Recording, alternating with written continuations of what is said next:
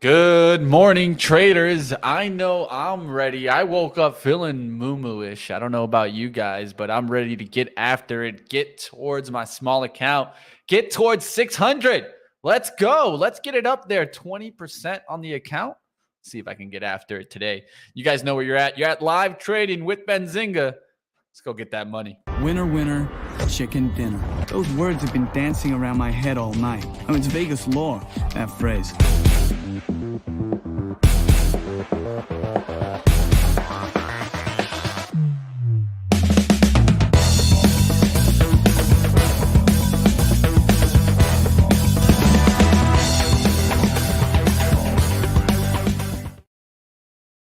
Good morning, traders. Let's go ahead. Let's get it started. Let's bring on the boys. Today, we got Ryan Faluna in the house, and Nick Brown, of course, is back.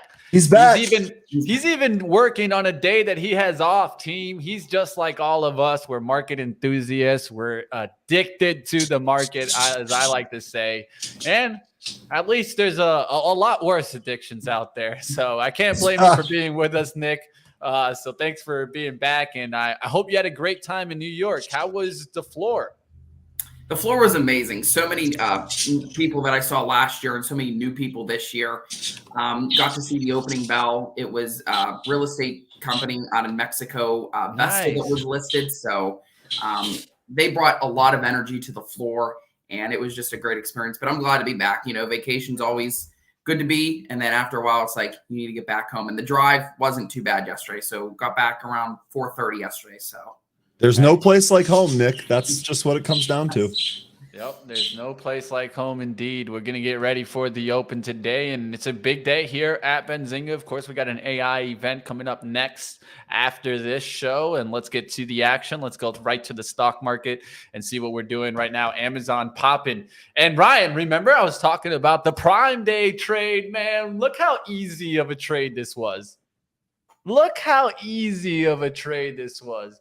This is 4.56% on Amazon. I mean, that's as good, as easy as it gets there. Oh, you're on mute. Sorry. One thing to keep in mind about Amazon, we actually got a PR here this morning saying, quote, first day of Prime Day was single largest sales day ever on Amazon, helping make this the biggest Prime Day event ever. So that was a press release this morning at 9 o'clock on the news dump. That is going to carry Amazon a little bit more. Really, the question for me is, how high do we go here? Anyone taking Amazon long out of the gate? My thing here now is that you're 3 days late to the trade, I feel like. And that's kind of what I feel. Yeah, you're 3 days late. You should have been buying this on that Monday dip. And I feel like this is where traders sometimes get it wrong, right? Where they buy into strength versus buying into weakness. And I feel like that was your great opportunity.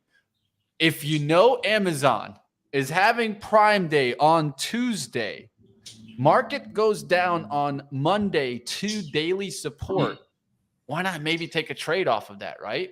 I think that was a really good opportunity there. When the stock went below, it went towards a low of 125.92 that day. Recovered all the way back towards 134. Great opportunity there in Amazon, especially if you know a big event is coming. Did you buy anything on Amazon for Prime Day? Myself, I bought it a day prior, so I'm not going to consider it on actual Prime. But to tell you the truth, the Amazon truck no longer even looks to see if I have an order. It just pulls up to my house. So you're like me. I actually did order. On the first day of Prime Day, I looked. I spent probably an hour, maybe even a little bit more total, looking through some of the deals. At about 9:30 at night Central Time, I found a putting mat and limited distance practice golf balls that are safe to hit inside of your house that also double as cat toys. So I did put an order together at about 9:30 at night. Really didn't spend much. To be honest, I have pretty much everything I need, at least right now. So I wasn't really enticed by any of the electronic deals, which I thought was going to be really, really huge. I would have considered another 4K monitor, but I didn't really see anything that caught my eye. Yeah, I was going to say, I placed an order yesterday evening. I was going to place it Tuesday, but I was just trying to find the deals, but there were really no deals. But I did buy A 4-pack USB for like iPhones. You can just put them right here and tap your home screen, and it's a fan. It runs as a fan. And I bought new shoes, and I don't know, just little essential things. But the deals this year, guys, I don't know if it was because of inflation, but there wasn't really any deals that you had to look underneath the surface and you to keep going through the pages. Like for me, I clicked on Prime deals and it was like, oh, 10% off. Oh, whippy. But yeah, one of the other things that I noticed is that the deals, things might have been on sale, but how good was the actual deal? We had an example here from one of the chatters, Becca, who said that she bought an air fryer, and it turns out she bought the same air fryer that I bought years ago, and we paid just about the same price. So I got one of my sales during a Black Friday sale, and it looks like they kind of just rehashed the same deal for Prime Day. You know, maybe that kind of contributed to it.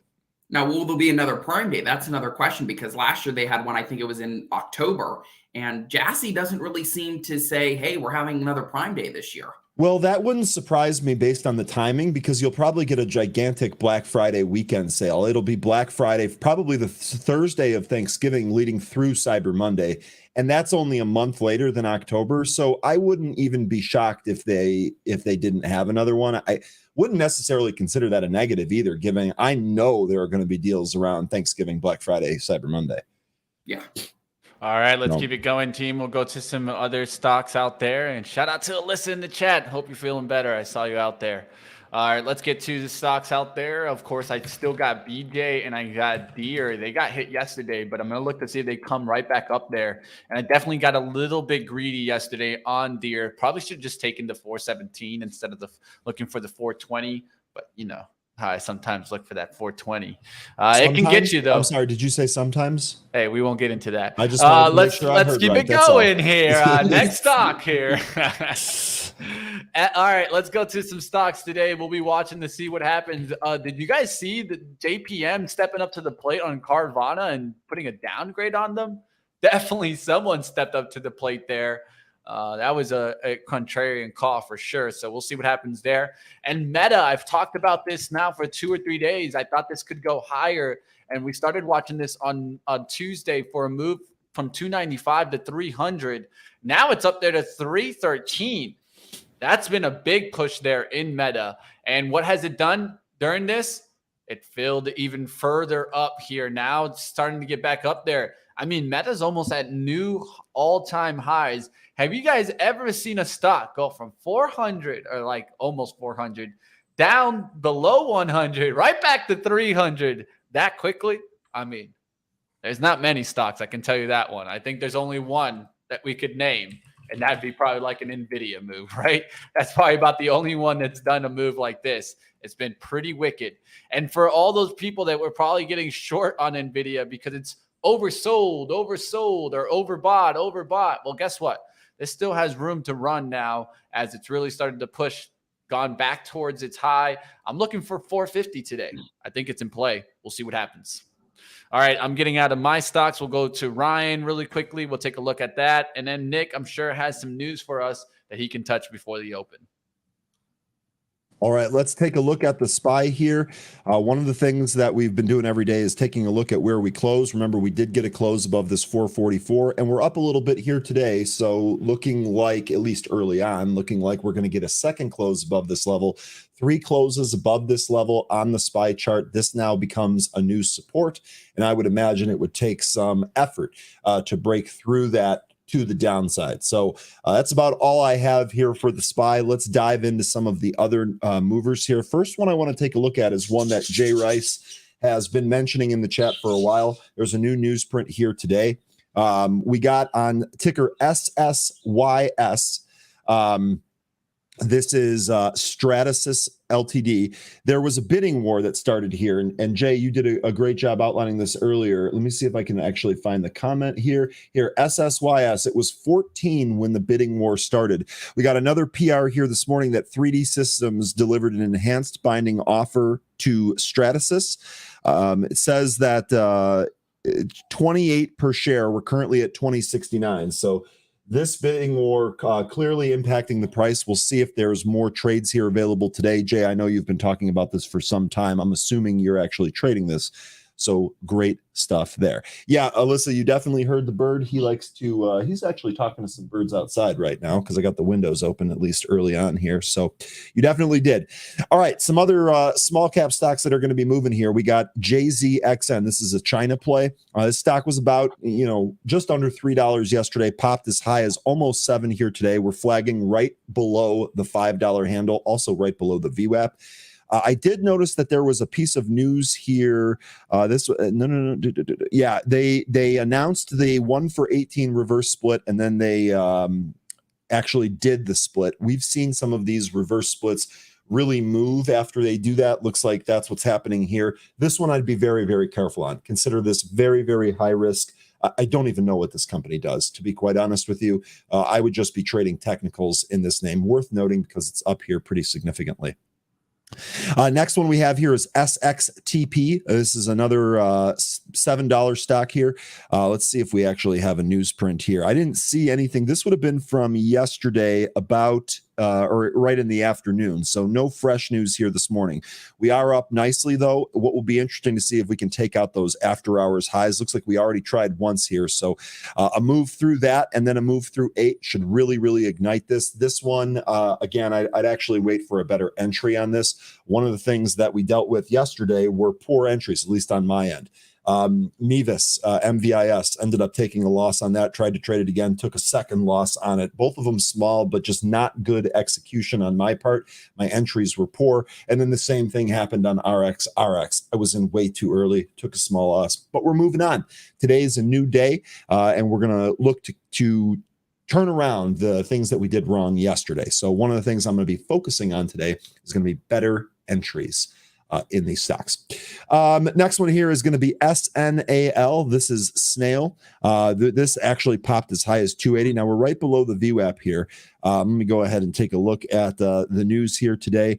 Really don't see anything. Here today. So it looks like a lot of these names moving up just kind of on technicals. Maybe there's something out there on Twitter that I haven't seen or some room pump or something of that nature, but haven't really seen anything on some of these names here this morning. GLMD. This had a huge move yesterday, right? This was actually shortly after we got off. Huge move. Looks like we're actually getting another move here in the pre-market. So just keep this one on your watch list. If we can potentially trade this one, we might get like a really good trading opportunity. This thing is no strangers to running. One of the things that you can see just from this chart right here, I know it's a very small sample size, but when this stock pops, it likes to drop. So if we do get a trade in this one, don't be afraid of taking gains on it. We're talking about short-term trades to begin with. If you get gains, don't be afraid to take them. Next one here is going to be AUVI. You can see this popped up to 140. We feel like we've traded this one here before. This, not yesterday, which was Wednesday, but Tuesday, this definitely came on the relative volume scanner after we were off in the afternoon. I didn't end up trading this, but it looks like it's setting up here again. We're kind of hanging out in the consolidation area from the last time that we popped. We'll see if this ends up closing the distance to the VWAP and then to the high. I did notice Fubo was going up here. Fubo seems to have a following out there. They did announce there's a PR here that they are going to announce Q2 2023 financial results on August 4th. I don't see why that would drive the stock here today, but it is up here in the morning. Did Delta report earnings this morning? Yes. Conference call scheduled today. Yeah. So Delta looks like moving higher on that news. I didn't take a look at any of this airline earning news. Nick, do you have a beat on it? Do you want to cover any of that? Yeah, I covered that, and I have Pepsi too because they reported this morning as well.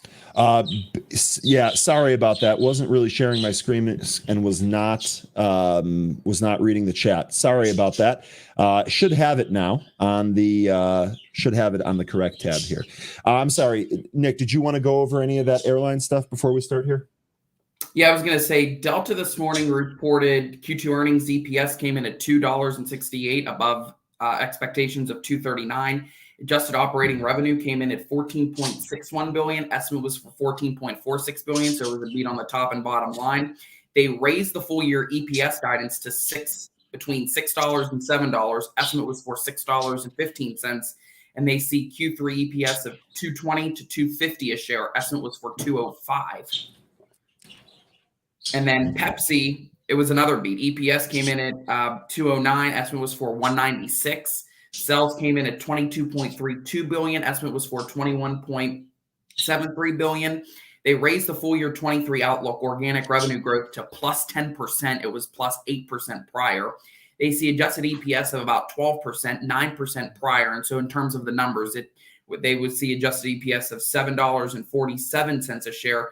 727 was prior, and the estimate was for 732. So right there, those are two good companies that kicked off Q2 earnings season in a pretty well manner. Now, tomorrow we do get the banks, and banks will roll into next week as well on Tuesday and Wednesday. And once we get into next week, Ryan, it is going to get crazy with earnings morning and after. Yeah, and the one thing that I noticed here about Pepsi, that is a really good report. But the one thing that it's looking like it's going to try to take out this formation. And I think if we do that, we probably go up towards the highs. Maybe we set a high that's right around 191, 192. I don't really know, but this is a really nice looking formation. Let's see if we actually break out of that here today. You guys that pretty much does it for the top plays on the list here. I'm sure that we're going to find more as the day goes on. You guys are mentioning a couple of them here in the chat. Let me go ahead and reset my chart. RX looks like that's getting another pop here. Sure is. So we're popping up to the VWAP. Let's see on RX. I'm hoping today that the spread's going to be a little bit tighter and it's a little bit easier to trade. We shall see. Robert saying the charts are fuzzy. Robert, you're going to have to adjust your video quality within YouTube. We are streaming at 1080p. So the video playback quality is why your charts are fuzzy. If it's on auto, just set that to source or to 1080p. I was going to say, Ryan, can you throw up a chart of Disney? Because yeah, it looks like that was leaking this morning. Yeah, I was going to say Bob Iger sat down with CNBC's David Faber at the Allen & Company's annual conference in Sun Valley this morning. And remember, they announced last night that it was extending Iger's contract by 2 years through December 31st of 2026. Remember, Iger returned to the helm of Disney late last year. The company has since undergone thousands of layoffs and cut billions of dollars in spending, including from the content. Disney has held early conversations to find a new strategic partner for ESPN, and this is what this interview focused on. They touched on parks, they touched on Iger coming back, they touched on the streaming wars, ABC News, and all the different divisions.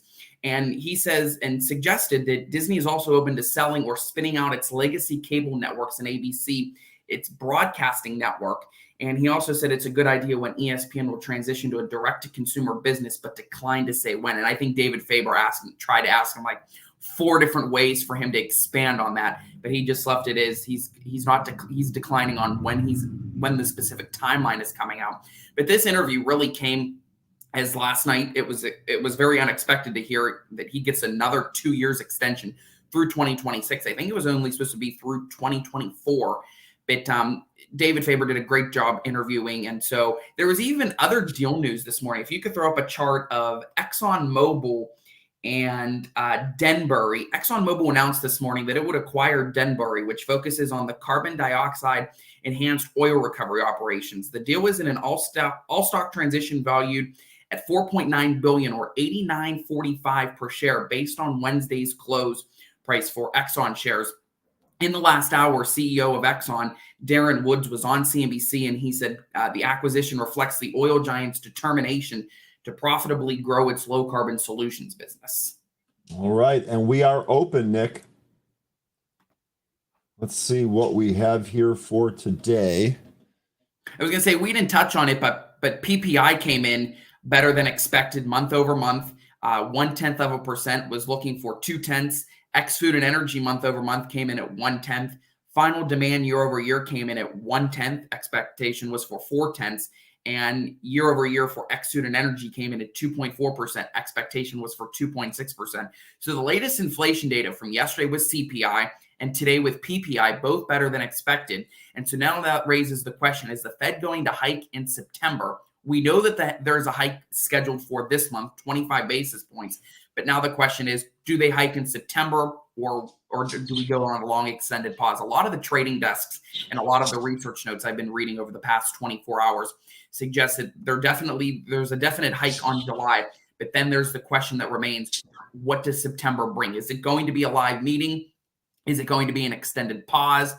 And so we're going to have, that's the question, but there's a lot. And I get Art Cashin, and Art Cashin pointed out yesterday from UBS that Jackson Hole is particularly going to be an important part of this year. Because remember, there is no August FOMC meeting. Cashin suggests that Jackson Hole is really going to set the tone for what's going to come in the months ahead. Cashing in with Art Cashin. I absolutely love it. That guy is an absolute institution when it comes to the market. So, all right, good update here. Looking at some of the stuff out of the gate here, ACHR popping right out of the gate. This is one we've talked about quite a bit. This moves in sympathy with Joby, so watching Joby might be something else to kind of consider. One more here for you penny players. Looks like SNPX is popping here out of the open. We actually had a high of about 118. So it looks like we're actually trying to break the VWAP here and maybe go higher on SNPX. SNAL from the list here, going to challenge that VWAP. We'll see where that ends up going. SXTP is Crow is on. Let's take a look at that. I don't think I've looked at that stock here. Oh no, we did. This was 60 degrees. Sorry. Here we go. So maybe this ends up breaking the top off here. Let's take a look at that. Archer continuing 527 high here on ACHR. Oh, I've got to mute my teammates here at work are just popping off. All right, there we go. There we go. ACHR 530 high here. Vine getting mentioned for you penny players here. Vine kind of back to the VWAP.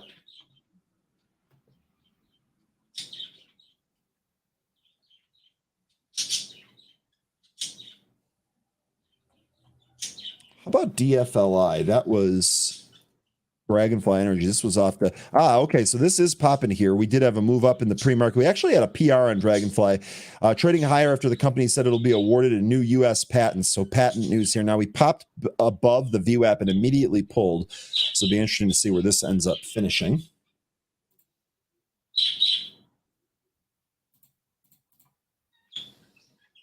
Looking through the rest of the list here. JZXN, first move here down. Don't see any bottom yet. Take a look at UAL. That's up about 3.3% top S&P gainer right now this morning following Delta's reports. We actually got a little bit of a hint here on UAL. Lynn and Randy from our chat here, they actually are former UAL employees, so they monitor this company a lot. They're former employees. They're not current employees.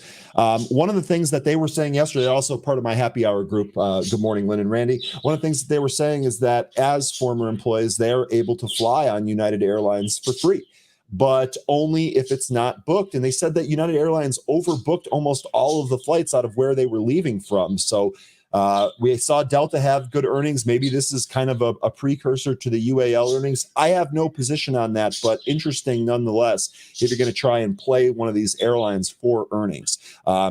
Nick, I think you mentioned this earlier. I can't remember. Earnings on this stock Wednesday after the market closes next week.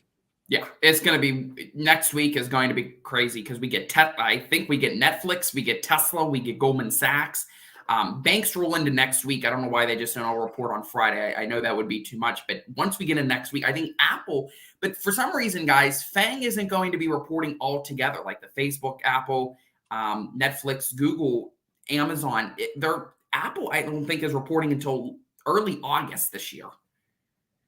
Yeah, Apple's always the latest of that group, but they're normally pretty close. Nick, any indication on why that's the case? You know, this happened last quarter too, and there's really no real reason. It's just Apple has been last, and there's real no reason. I wish someone would ask that on the conference call. Yeah, me too. Me too. It's just very interesting because we're all used to talking about FANG, and so now it's, where's Apple? Oh, they're reporting in August. We'll wait. All right, still looking around here. SNAL, by the way, rejected at the VWAP, coming back in here. Looks like smoke tuna on HCTI. That was a momentum mover from yesterday. Let's see what that's at here today. That's down today, but looks like it's curling, so maybe we get a bounce there in HCTI. Good spot there, smoke tuna, as always. Take a look at Microsoft, ticker MSFT. They're higher about 1% this morning following Oppenheimer, reiterating Microsoft has outperformed, but upping their price target to 410 per share from 330, and basically saying they're well positioned. In that note, they say that Microsoft will improve on its already dominant enterprise IT position as the only player with an integrated AI platform. Three, usually in with the key wholesale marketplace through Teams and Azure cloud spending. Right. All right, looking for RXRX to come back to VWAP to get short on that name. It's down to $11 today from 12. I would love for it to come back towards the VWAP around 1171 and get short that in a heartbeat. We'll see what happens. All right, looking around and seeing what sectors are up, what sectors are down at the open. Technology leading, consumer defensives, and then healthcare, basic materials right behind that. Then you got energy on the downside today. We'll look to see if that turns around, but definitely dragging a little bit. Also, financial sectors starting to drag. Of course, JPM reporting tomorrow. I think they front ran this move on JPM, so I'll show you guys that. It's already kind of falling off, so we could see this pull back here towards like the 90 EMA. We'll see what happens on JP Morgan today if they start to hit it. Goldman Sachs is another one that I'd look for it to kind of maybe do a little bit of a decline. They love to run this into earnings, and then when earnings comes, a lot of the times they smack it right back down. We'll see what happens there on Bank of America. Nightscope popping here. This is, I know a couple of you were playing this from yesterday. Nightscope popping here. The highs that we had were 193. That was from the pre-market this morning. Maybe we actually challenged that, but Nightscope moving here. One of the other things I'm seeing that's moving, no position in either of these, by the way, Shopify, ticker SHOP. This popping here out of the gate as well. Is there any news on this one? Amazon going higher. It's relationship. Okay. Amazon going higher. That was a quick answer, Mitch. I got appreciation for how quick that answer came. Yeah, I mean, I talk about this trade all the time. Shop Amazon. It's a really nice trade to trade. APDN back to the VWAP. Looks like it tried to take it out. We'll see if that materializes. Did you see yesterday Shopify said they're trying to get rid of the pointless meetings? Oh, what great news that must be. You know what's been actually lifting as of late? Baba. So keep your eyes on China tech. Ever since the mentions of them going and getting away from the regulatory issues on the Ant group, you started seeing Baba really lift. So today I'm seeing JD lift also, PDD. So it looks like China's tech is actually getting a little lift here. All right, looking around to see what is going to continue on this day. I know technology is continuing higher here. Meta continuing higher. I'm looking for some plays, but it's now starting to get a little bit of a pullback. AMD with a nice little pullback after a nice little move to 116 here. Coming back to yesterday's resistance. We'll see if it acts as support here. If AMD wants to start coming back, or does it start to fade away? I kind of like AMD here.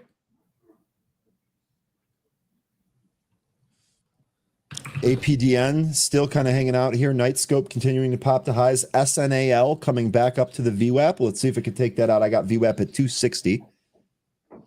Looking for like a 945 okay. bottoming. Excuse me, 230. Excuse me. Mitch, I was going to say, to your point on Baba, there's a note this morning from Credit Suisse. They upgrade China equities to overweight from neutral. In that note, they say that Chinese equities, that valuations are at attractive levels. And quote, we find Chinese equities have lagged excess liquidity. Chinese equities are incorrectly, in our view, discounting a 5-point fall in China PMIs versus global PMIs. Valuations, PE relatives, and versus corporate bond yields are at historically attractive levels. It's all about it's always about the Taiwan situation with China. Let's just be honest. That's the hard part. You don't know what's going to happen there. Like right now, they're doing their training drills, right, Nick? I know you probably caught that headline. They were doing their training drills. They had like some insane amount of aircrafts just roaming around Taiwan. I don't know how the hell I would feel if I was in Taiwan and I saw, 60 odd freaking aircrafts just like 100 miles off the shore. It's not even like it's far, right? They even go into the Taiwan Strait, like they're literally in international waters. It's crazy over there, man. You want to take a trip? Us three could go. We can do the show from over there. We have a Yeah. guy in the happy hour that lives in Taipei, so he normally gives us boots on the ground reports of what's going on there. I'll ask him about that later, Mitch. In fact, let me add that to my notes here. Yeah, I would love. I mean, and it just don't do like the average citizen pay attention to that kind of stuff. I would think they do, but I mean, you never know, right? It might just be like maybe we blow it out of proportion, but they don't. You don't know. I will ask. I will try and get you an answer on that, Mitch. Hey, well, thank you, my friend. It's always good to get some inside. We'll see what happens on Shop's the going Qs higher here. Shop is going higher. Yeah, that's looking strong here. Let's go to the top boys. Apple's starting to come back up above VWAP. Google's one that I kind of like today. That's taken off already. I'm looking for pullbacks on that, but it's pretty strong. And I like the daily chart. It's pulled back a couple of days, but the rip here has just been straight up. No pullback there for me to try to get Google. It doesn't look too bad, but hey, we'll see what happens there. Also, Smoke Tuna saying SNAL could pop here. I agree with that. Looking at the chart action here, we're really kind of holding this area here. When it pulled, it really just kind of stopped here. So if this breaks, I would say no, probably needs to set up again. But a nice little trade back to the VWAP and a pop through. Decent volume here this morning. Smoke Tuna, I like this one too. I'm going to keep this on watch. All right, let me get my camera set up here correctly. I was going to say Google got a price target boost from TD Cowen. They reiterate outperform. They go to 140 from 130, and they say, quote, our 2Q digital and export tech call on 710 implies ongoing U.S. consumer strength propelled GooG 2Q 23 search spend growth higher Q over Q, quarter over quarter, despite macro fears. There you go. Not a bad one. And one that I mentioned earlier this week, I might have not done well on it, but I hope somebody was able to get that Oracle trade. I talked about this swing off the gap zone, and it was such a nice little move there on that gap zone below at 114s. It's up there to 118s. What a nice little move, right? I mean, you can't go wrong with that nice little pop. And one thing that led to this thinking was also CRM taking off, right? And with CRM taking off, I'd also look to see Cisco try to get back to the green today. It was doing pretty well just as of late. We'll see if it gets back up there. AMD still in the red here. I'm looking for one more downside action towards 945 and then a recovery of VWAP. We'll see what happens there. Gary Morris, nice to see you. Another happy hour viewer in here in the live trading says, nice pop on EYPT. Indeed, there is here. This has actually been strong. Remember, this is one of my swings. I'm in from 776. So we're up almost 2 points here on EYPT. I like this for higher. Wouldn't chase it, though. Looking for a pullback here in the Qs at 945 and at least a little pullback here. We'll see if we get it. Defensive names not doing too bad today. Kroger with a nice little lift and then pullback. This doesn't look too bad here. I'm going to look to see if it wants to lift back towards 4750s. Hearing reports that TweetDeck isn't working. Yes, the old TweetDeck, you can actually log on, but you can't tweet. It says there's a problem. So you have to reverse back to the new TweetDeck. I'm still on the new ever since you helped me switch over, Nick. Oh, that Ryan, I don't know how you're doing with it. It's horrible for me. It does not work. It's working, but it's not as good. It's clearly not as good. No, and so there's still some, I don't know, skepticism of why they transitioned back to the old TweetDeck. Was it because many people were leaving the platform because the new TweetDeck isn't working? Now they overnight, because it was working last night. I tweeted from it last night when I got home, and now this morning it doesn't work. I don't know what's going on over there. It's Lenny Gasparino got to get the ducks in line.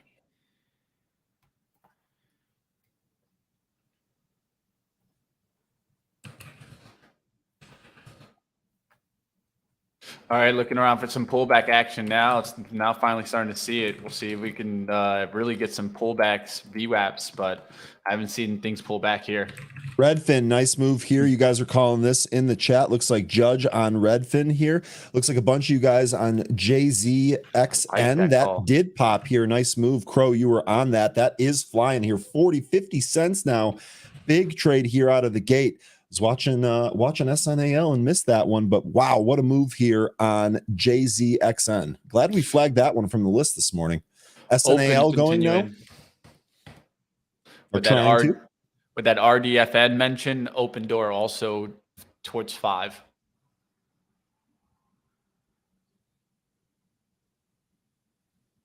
Looking around, guys. Take a Joe- look at MSFT ATVI. There was a report last night that the FTC will appeal to prevent the deal. Yeah, I mean, I'm gonna actually be looking for ATVI to go up because I think that at the end of the day, that's just talks. I think this deal eventually goes through. Yeah, I'm with you there. And even if it doesn't, there's a breakup fee that Microsoft has to pay. ATVI is a strong company anyway. I agree with you. I think it goes higher. Yeah, I think it's just talks. They're just trying their best to cut it, but they're not going to be able to. One date to look at in that, they need to determine by July 18th, right? If not, then that breakup starts to happen. Yes. DNA, Rustam wants to look at DNA. DNA not really moving here. A little dip out of the open, but right back to yesterday's intraday high on DNA. This was a Kathy purchase, right? Looks like this is at highs. Maybe this can go, Rustam. It is a Kathy purchase. It's a Kathy favorite. She has a shit ton. I was going to say, ARC was it, I think, back she doesn't to have August a little bit. She has a shit highs ton. yesterday. She's been bagging that thing like I'm bagging Genie, guys. She has so much DNA, you have no idea, guys. You're selling into her. That's what you're doing. You know, guys, it is important to note from Monday, Fundstrat's Tom Lee says the S&P could move 100 points this week. It is important to note that Tom was right right now. If we close at these levels, the S&P 500 has gained more than 100 points this week. That makes me want to bet to the opposite, bro. Why? Because it's already happened, like you just said, Nick. And sometimes when things happen too quickly, they come right back down. But what do you say, though, to the people that the Mike Wilsons and, I don't know, the people that think that S&P is still going to 3,200 this year? Well, the thing that happens there is that you're playing the game of the end of the year outlook, right? And so this is why I try to do more of an outlook per quarter, because if you're looking at end of the year outlook, let's just be honest, it's a straight guess. I'll tell you right now, they're all guessing, Nick. They're all guessing. They're Plug just moving higher here. They just use what's called, educated guesses. You hear me? So it's just an educated guess. And of course, they'll tell you, oh, but my models tell us that we're going to 4,800. I think the one firm says they use 6 different models to forecast and they use the median estimate. Oh, okay. Thanks, bro. You let me into the secret sauce for sure. Yeah. Take a look at Coinbase, ticker Coin. Barclays downgrades it to underweight from equal weight. They say that they see few near-term catalysts for Coinbase. They say they're surprised on revenues and costs in the past few quarters, but with volumes in the USDC market cap depressed, regulatory overhang likely to last for some time, and a significant recent run-up in shares, we see few near-term drivers, particularly from a fundamental perspective. RX never getting back so I could short that. So, hey, I wanted to get shorted, but it never went back to the VWAP. Just leaked all morning long. So I'm looking around, guys. We'll see what happens. I am too. I'm not seeing a whole lot. There's the pullback on AMD. I was kind of looking for it. Now the Q's pulling back here. Right after 945, a little bit of some topping. We'll look to see if it holds VWAP on pullbacks. Be careful on quick pullbacks there. Microsoft pulling back to the VWAP. We'll see what happens there. Google just continuing higher. It still hasn't pulled back for me. Yeah, I would love to get it, but hey, that's how it goes sometimes. Hey, Mitch, what's that stock you said you were bagging? Genie? So GENI, Genius Sports. That bag, baby. One day, guys, one day. I'll let you guys know when I'm on the Genie cruise, I'm going to call it. When I get my money back. Cruise. When I get my money back, I'm just going to take the money and run and just go on a cruise, dude. Redfin looking like it might try to set new highs. Shop printed 70s. All right, we're getting that pullback into Qs. How's the SPY doing? Now the Q's coming right back up there. So it's staying strong for the moment being. I think that's a lot of the run that you're seeing in Google, just keeping the market up. And NVIDIA also up a pretty good amount. So we'll see how those do on pullbacks. Tesla's the one that's dragging. Pretty red here for the open. So Tesla's the drag right now. Netflix down. Also now trying to recover VWAP. What do you think about the Ford and GM for potential strikes to happen, Nick? You caught that news that the labor unions are having their negotiations? Yeah, it's going to be very interesting. There's the UPS, there's the autos. There's now reports that it could be like auto parts, advanced auto areas. These strikes it's going to be one to watch, but the UAW for Ford and GM and the United Auto Workers, it's going to be very interesting to see if they come down to a strike and what that strike will mean. I don't think it's going to happen, but there's always that possibility. Yeah, I remember last time this cost GM a pretty significant sum. I think it was like $6 billion or some crazy stuff like that. I mean, it's a pretty good amount, right? Yeah. If it's $6 billion cost, yeah. Something to think about. IoT, Samsara, this looks like this is moving to that 3080 level. That looks good. IoT.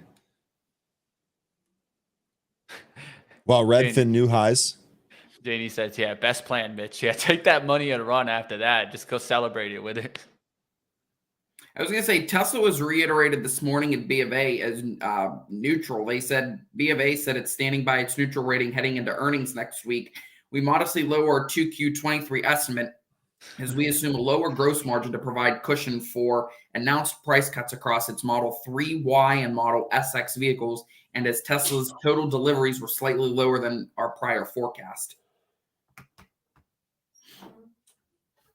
Not exactly sure, but you bring up the good point because when Ford and GM and Tesla all report earnings, it's going to be very interesting to see what they forecast for this half of the year. Is supply chain issues still a major effect on them, or have they moved past that and it's going to be the prices? Are they going to have to lower the prices of each vehicles to make them get off the lot for people to buy? Yeah, for me, I think it's going to be the negative impacting of interest rates that makes them have lower demand because let's just be honest, who's buying a vehicle up at like, let's say like 10% interest? Like it just does not sound good to me. Yeah. Like, you know what I mean? Like there's the days where you could get like a lease at like 3%, new car for 4% interest, that's gone. So, I mean, it's at the point like, yeah, I mean, if you have to get a new car, I mean, I understand that. You know what I mean? There's no option. Well, there's no option. But the truth is, I think car demand is going to go down. And then there'll be this big pickup, right? Because there is going to be a big EV adoption wave. But my thing is, you know what I think needs to happen, Nick? More fiscal policy helping that out, right? And so maybe in 2024, we get elections, right? Maybe after that, that's when I would start to expect going into 25 that we get this massive adoption of EVs. And so but it is I would very pay attention to interesting that. because Manheim, the used car prices plunged in June. It was they slumped 4.2% month over month and 10.3% year over year. The 4.2% is the largest in history. That's the largest fall and the biggest since the start of the pandemic. Can't blame you for that outlook there, man. I'm looking right now for Kroger's to maybe make a little bit of a lift back there towards 47.66. Of course, this is a smaller move here, but I'm seeing defensives hold up there. Q's trying to go back towards the highs, 377. Will AMD reverse off of this? I've been looking for it to reverse back to the upside, but that's if the market wants to hang on here. Doesn't look too bad. Nice little kind of 1 minute inverse head and shoulders, but I don't know how much I want to take that off of it. It's at 114. That's probably the risk for me at 113.80s.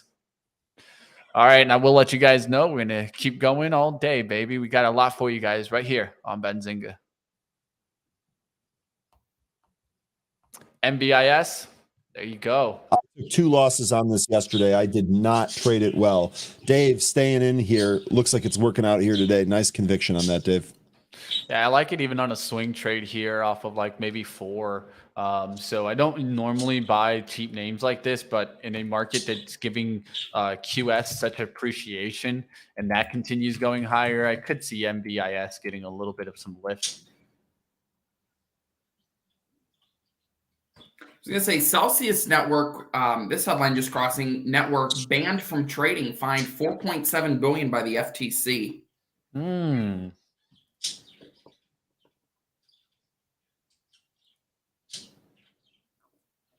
That was from this morning as ex-Celsius CEO Alex Mashinsky was arrested this morning.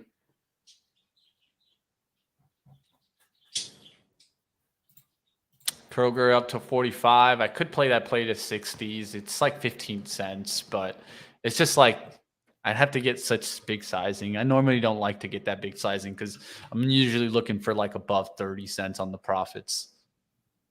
It's not looking bad though. It's a nice little play there for Kroger's. Nice little setup off the VWAP. We'll look to see if this gets back up there to 47.60. All right, let's see what else is going on there. I'm checking up on my Moomoo here, and I have 3 day trades here, so I'm ready to go, team. I'm ready to take some trades out there. We'll see what happens. Do we start seeing a little bit of a pullback in the market? I'm bouncing back. I'm at 587, trying to get there towards the 600. Finally get over that hurdle. I did sell my grab shares yesterday. I'll tell you guys that. And I'm still holding one right now. I'm holding FSIL just because the daily chart still looks good right now. Also, FSIL might go off Plug's move here today. Exactly. So I saw the daily chart looking good. Why cut it, right?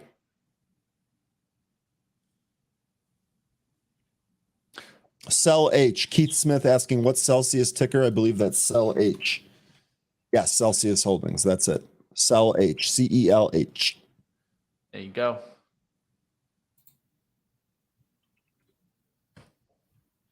PAL pulling back a little bit today, and yeah, Dave saying he's taking a knife catch on that. So Dave's trying to trade Dal to the upside here on this pullback. Yeah, I just think they've gone way too far. That looks like a blow off top off the 50s, and I've been looking for some pullback, but that might just be me, but I'm looking for pullbacks. EYPT through that 10 level. That's really awesome. He's pulling back now, guys. Just be careful out there. It seems a little bit of a mixed bag today.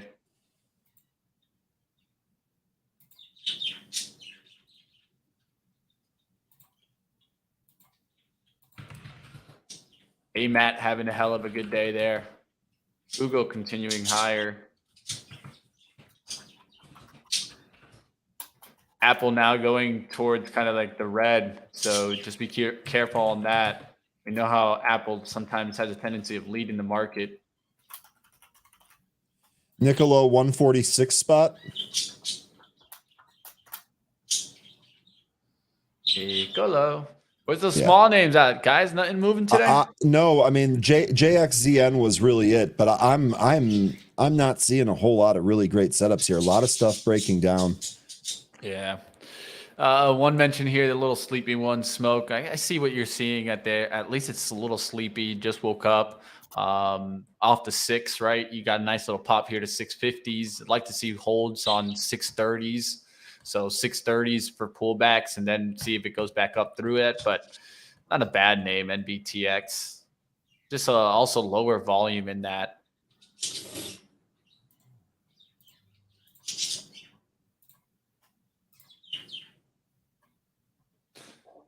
All right, let's use Moomoo, see if I can find anything here. I'm going to go to the Explore tab. Let's go to the best performing area. I do see Hive blockchains having a hell of a good day. So maybe kind of your miners getting that lift today. Riot, did that get the lift? Oof, nice move in Riot today. Nice move in Mara. Yeah, there you go. And what did we talk about yesterday on Riot? We were talking about like, can it hold 18? Can it hold 18? Well, it closed at 1770 and gave you a quick recovery of 18 today. That's what you want to be seeing in a stock like Riot. Rivian new highs, good call. William, that is moving. Rivian APD pushing towards the highs here. See, I don't see entry for this. This is my problem. Maybe if it breaks above 170, but it looks extended on this push. Rivian GPT is being investigated by the FTC. This journal piece just crossing. So interesting chat GPT comment yesterday. Well, someone from the happy hour asked if you've ever asked chat GPT to write 250 words about yourself. And I haven't done that. And I did it yesterday. And I got to say, probably the nicest things ever said to me coming from AI. So I'm kind of a fan. I'm going to read you the. Oh, am I not logged in here? Let me load up my chats. You can't. It's been struggling all morning. I know Okay. I've been struggling all morning with it. I mentioned about it. Unable. I keep getting answers that I can't get it to work today. I think it's down. Here, no, I was able to load up a previous question. I haven't asked it a new question, but I'm going to read you the first paragraph when I asked ChatGPT to write some words about me. Ryan Faluna is a remarkable individual who has made significant contributions in his field. As a highly accomplished entrepreneur and innovator, Ryan has earned a reputation of his exceptional business acumen and visionary thinking. With a diverse range of skills and experience, he has demonstrated his ability to lead and inspire others to achieve greatness. I was like, wow, ChatGPT, way to hype me up there. And that was just the first paragraph. It goes on for a while. AMD back up here towards VWAP, so it is doing that recovery off that 114. Wasn't too bad of an outlook off of 945 reversal. That did get you like a nice 60 cents, but the market's a little bit slow here. It's just interesting to see it kind of slow down a little bit. Now pulling back here. We'll see if it does a little VWAP bounce or does it actually turn back to the downside here. Milky Ford saying congrats. Raz saying I agree. ChatGPT best hype man. Oh, that's good stuff. X strong again. We'll look for a little bit of pullback. Aluminum strong again. So FCX looking good there. Nice little pop. I like SCCO on pullbacks if it can come back towards like 75.50s. Southern Copper Corp I actually like more than FCX. Minerals LAC making a nice little move here. Let's see if this can go higher. Go to the 21s and then start pushing towards 2150s. APDN new highs going for that 170 spot here on APDN. I gotta think that this gets pulled at some point, so I'm nervous about it. I certainly don't want to take some up here. Maybe it goes higher though. I don't know. MP pushing off there. That looks good there. That had a nice little move. MVIS giving me a little bit of an alert. So that means that's probably doing well. There's the 465s. That's looking good. Yeah, that was not good. Not good on my part yesterday. That's for sure.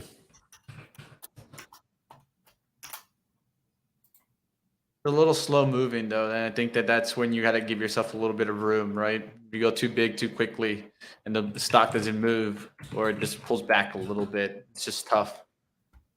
SNPX, we took a look at this earlier. This now popped through the VWAP going higher here on SNPX. Big pull in APDN. This is what I was just saying. I really didn't want to buy this. I really think that this has got to get pulled. And sure enough, here we are, pull to the VWAP. Maybe this will set up for us. We'll see.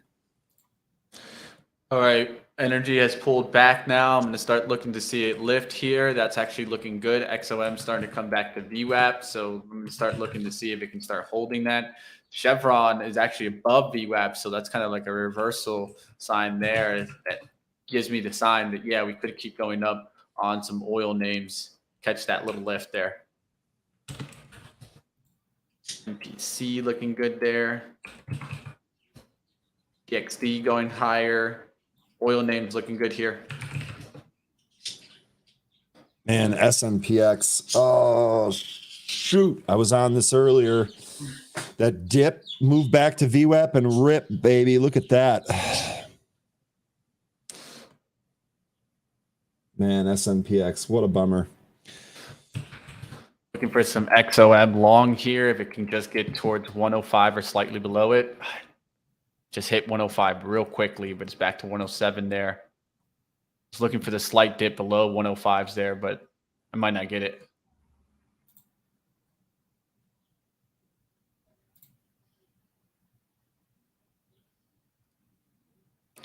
All right, got about 50 shares started there at 105.13s long on XOM for the prop. Looking for this to start going up. Oil. Looking for pullbacks back towards below 105 to add. It's already up there to 105.22, so that already kind of lifted there. Next stop for it, I think 105.47 is what I see as resistance, or 45s.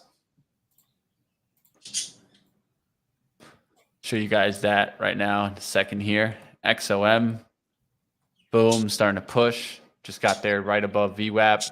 looking for a slight move to 9 EMA, but this could maybe go higher. Oxy, I'd look for it to kind of lift through the highs. Chevron, stay strong and keep pushing towards the upside.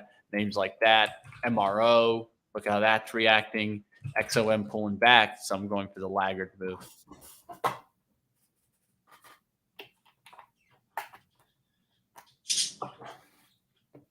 Sound going for 4. Not too bad.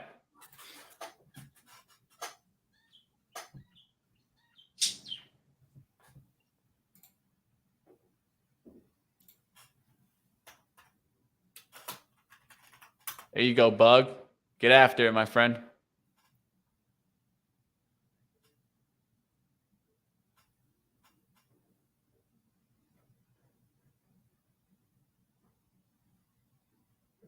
I'm sorry, folks. I'm really struggling today to find anything good. I've It's a slow day, guys. It's a slow day for me, and I'm just not.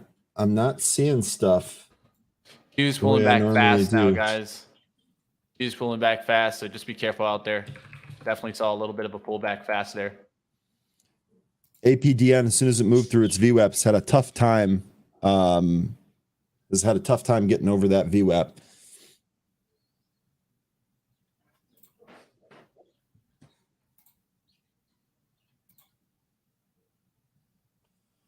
Getting that pullback in XOM, looking for the ad into the 90s here. PDN breaking down even more here now. Ron saying, Ryan, what do you think about COP? This is more of a Mitch question. I don't have a line on any of these oil trades. Obviously, COP having a great day here today, up 2%. But I'm sorry, Ron, I don't have a line on that. Same way that I'm thinking right now, right, is I would want to see a stock like that made the big move to the upside, just hold the 9 EMA. That's like MRO. That's the only relatable move that I could see. Very similar charts there, right? You see how that looks like this, right? And so 9 EMA hold, that's that light blue line, or you could just draw a trend line if that's the way you like it, right? I mean, it depends what you like, but maybe you're just drawing trend line and you're trying not to seeing it break. Of course, it could still pull back, right? Pull back to the VWAP on a 5-minute makes sense. 110.50s, that wouldn't be too bad. We'll see what happens here. Oh man, definitely. I'll wait till you're done, Mitch. All right, just got hit a little bit more there on XOM. So now I'm in at 105.04s, looking to maybe add in the 80s, but this pulled back pretty fast here. What's up out there, man? Oh man, just feeling really crummy here. Definitely missed this trade. Let me get off here full screen. Yeah, here. I got you here. Definitely missed SNPX here. We are now in a halt, upside halt, 137. Move here was down here at like 103, 102, and I'm slow today. Just missed it. Straight up missed it. I'm sorry, folks. Hey, it happens, my friend. It happens. I got nothing right now. I got absolutely nothing right now. It's very interesting to see the plays today. The dollar back above 100, but was below 100 for a few times. Bond yields, they're down. What is this telling us as we lead into earnings? Are we going into the recession play again? Or are we going into defensive? It's very interesting to see that bond yields are down. The dollar cracked below 100 for the first time, I don't know, in quite some time. But then we have some of these movers, like we have airlines up, we have travel that's up. But then you have like Coinbase is down. So it's either the peak of the top or something's got it wrong. And so that's the things that we need to be thinking about, right? So I would say, a lot of times the bonds are pretty good at pricing things in. So we'll see what happens there. Are we still pricing in a recession? Yeah, it seems like it. That's what the bonds are saying. Well, I was going to say there was a note yesterday from the Goldman desk, from Goldman, the trading desk, basically, and this was from Flood over there, basically asking, because there's multiple clients saying, where does the S&P 500 end? Because S&P was up yesterday and it's up again today. But there's the note that says, are we going to actually get above the levels we were last year? And he goes, SPY is now 3% higher than where it was when the Fed started hiking for the first time in 2023. We are currently being asked by multiple clients if we think the S&P 500 is now on track to clock at an all-time high before year end. I'm going with a yes on this. Yeah, I would probably too. So the problem there though is that there's always the Fed coming into play, and that could always ruin things. And there's a lot of headwinds still out there. But are we in a bull market? Are we seeing that reaction, the bubble reaction? Yes. This is the most hated bull market I think in a while. Yep. Reason why is there's still a lot of headwinds, and people Yep. don't understand when things don't make logical sense. They try to make logic to the market, Nick, and the truth is the market has no logic.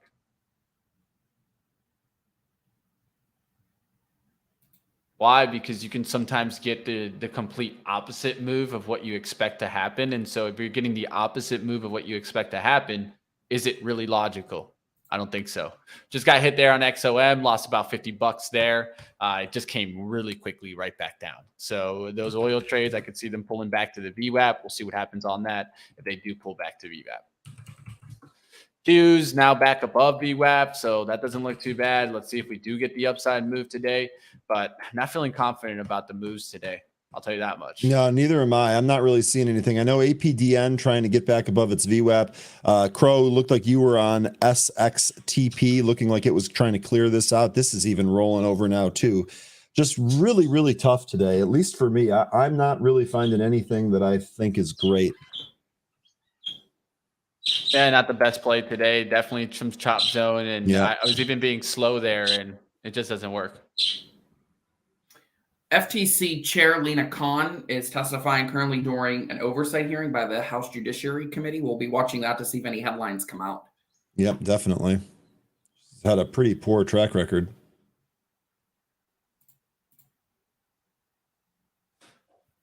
We'll see what happens today, guys. It just seems like it's a little bit of a slow up.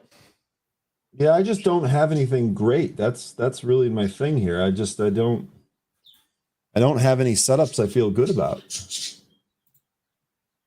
Yeah, like maybe like swings, just keep them playing, but I'm not seeing too much. I've been waiting for a Google pullback to the VWAP, but that didn't happen. It went to 122.73 and bounced really quickly. Yeah, okay. So it looks like some of you are saying the same thing.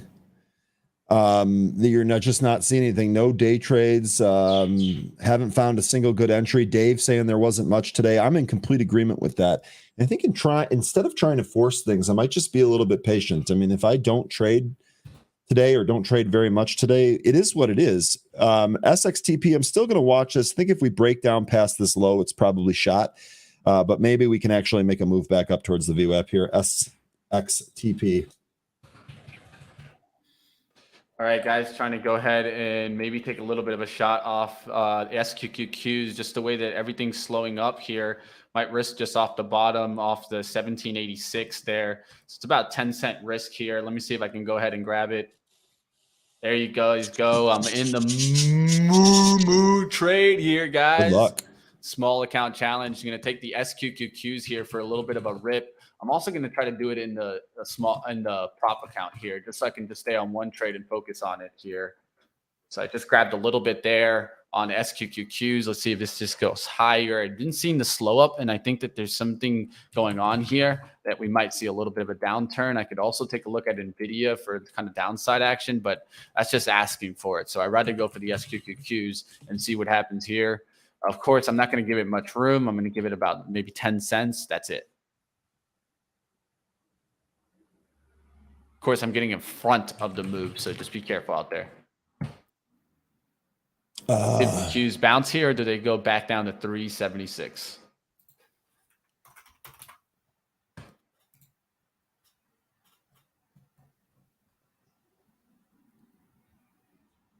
Alexa asking, Ryan, what do you think about Adobe? This is a good question here. I'm not a fan of their products, to be quite honest with you, but the chart actually looks really good here. To me, it sure looks like it's going to try to take out this high. What is this, about 520? Let's see what the high of that is. 518.74. So it sure looks like this chart wants to take that out and go higher here. Of course, the stock down from 700. But yeah, I mean, the chart looks good here, Alexa. I don't have a whole lot of angle on this though. Don't have it and don't really trade it very often. Tesla pretty weak. AMD rejecting VWAP. Apple in the red. Hey Alexa, what's the weather like today? Sorry, smoked tuna.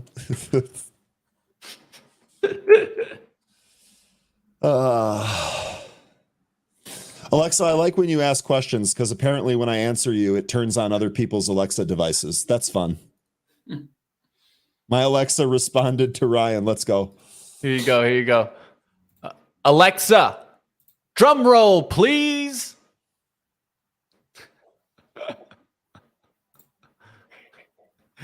I hope somebody got that one. Thank gosh, mine's in the other room. All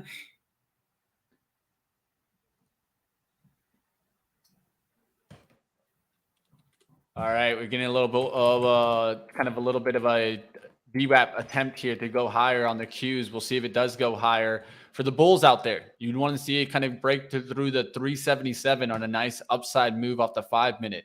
You see wicks down there towards below VWAP. Will we see a move above towards 377 on the Qs? We'll see what happens there.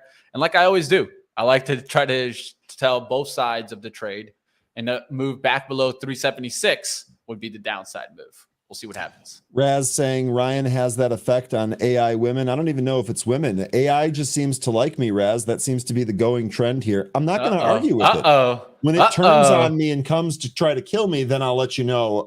My feelings have changed, but right now I seem like I'm in the clear. They got the drum roll. I like that one. Oh, it's a good one. It's a good one. No, I know the worst one, but I don't even want to say it. Yeah, let's not torture jokes. our viewers. Having fun is one thing, torturing them is another. Let's not do that. Yeah, I'll try not to, guys. All right, guys, we'll see if this can start making that move or not here. Let's start paying attention, see if it gets that lift or not.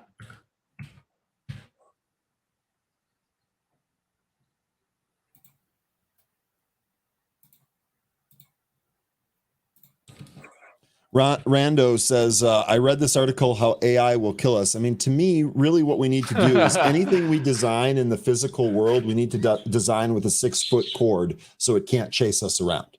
If we do that, we'll keep ourselves protected.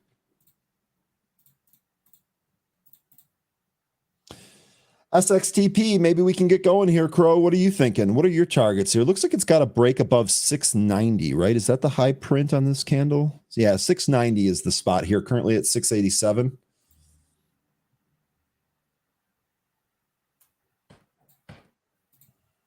Looking at this 5-minute candle on the SQQQs, if it can close above 1795, it's going to be looking really good here. It's at 18 minutes right now, so we got about 1 minute left on this 5-minute candle. And look to see if the Qs make a downside attempt here, and then definitely we'll look for the nice little win there. SPYs coming down also. If I wanted to, I could look at SPXS. SXTP took out that 690 spot, moving higher. Mitch, I'm sorry for running you over at 7 now. A nice little offer there at 7. If they take that, this probably goes higher. VWAP at 724, and never mind. They yanked it. SnapX open or SNPX open. 188. God, what a trade. I can't believe I missed that.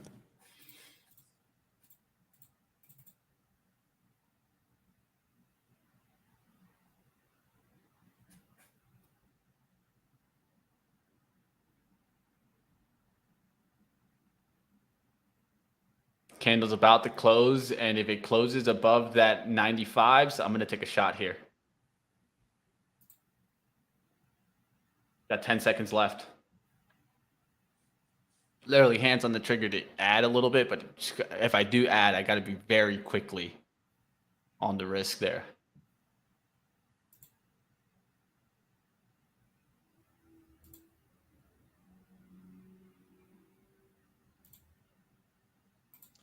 What if Arnold showed up at your front door? Took my shot.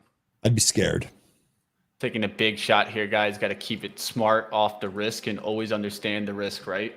So now I got 1,000 shares of the SQQQs. Got to move up my stop to 1790s, but I got 1,000 from 1797. And that's on the prop. I can show you guys that in a second. Let me see if I can get this into the 18s and really start getting the SQQQs higher. Of course, I also have it in my Mumu account at 1796. and also risking 10 cents there. So let's see if this can get higher. Qs, I want to see them break through 376 here, reject the VWAP with 376.40. Big part for me is looking at stocks like Apple to see if they're going to come back. If Apple comes back, yeah, the market will come back there. Stocks that are near VWAP that look good is Microsoft. There's the Qs to 376.10s. SQQQ to 17.99s. Let me get a nice little 18.10 pop here, and I'll sell half of it. BRB washroom. All right, 1801s looking good here. In a second, I'm going to sell half of it. Just need a little bit more pop here.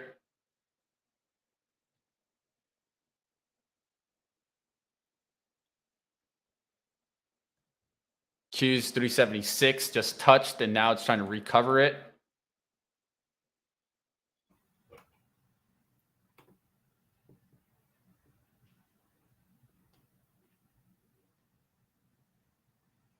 Big battle here on 376 for the Qs. If it can turn this candle from red to green, that's when I got to start being a little careful, like right there. That's when the Qs go over from red to green on the 5-minute basis. And so this candle right here on 5-minute basis, very important there for the bulls. If this can go green, then you can maybe pressure back there towards the VWAP. You see how it goes right there, it ticks to the green. Why? It opens at 376.24. Now it's trading at 376.30s. Let's see if this gets back above VWAP. If that does push, stocks that look good for a nice little up attempt is like this Microsoft move here, right? And there's always two sides of every trade, right? That's what I always try to talk about it. And it's not about who's right or wrong. It's just about taking shots.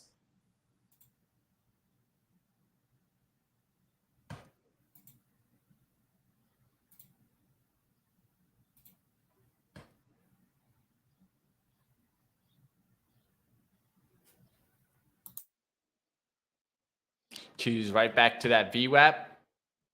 Now it's trying to do the same kind of move from going from green to try to go. If it pulls back, if it goes red now that's not a good sign for the bulls, right? Because it's right at the VWAP. Now you don't want to see it back. If you're like a bear, you want to see this go to red. And if you're a bull, you want to see it stay green, right? We'll see what happens on the close. The close above the VWAP is a good outlook there. And it's at 123.36. So that would be at 1025 that you would get that close. Microsoft looking good there. If the Qs do make that up move here, NVIDIA will look good off the VWAP. What about AMD? AMD is trying to recover there.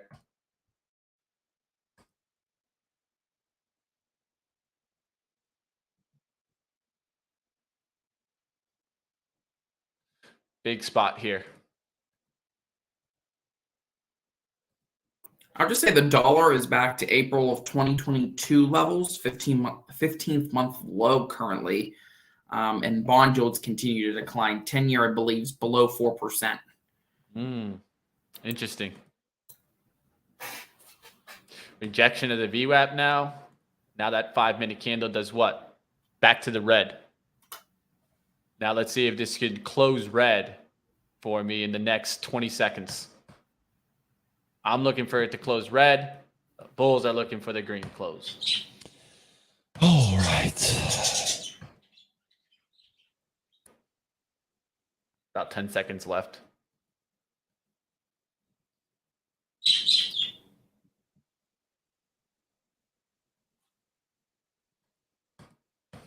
Big move here, guys. Big, important move here for the day. Will the Qs recover the VWAP, or will we reject that and start going lower?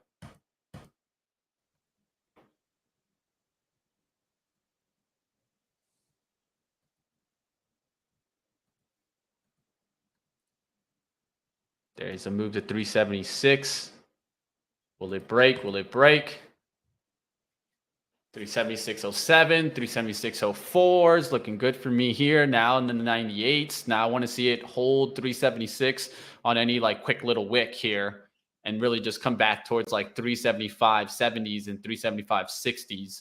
We want to see this 5-minute candle go green If not, I'll just get out. But let's see if I can finally get that 18-10 pop, sell half of this position, and then the rest will be break even.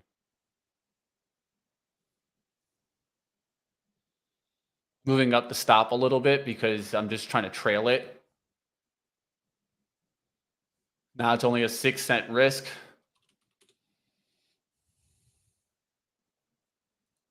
Still not getting that 18 pop that I'm looking for.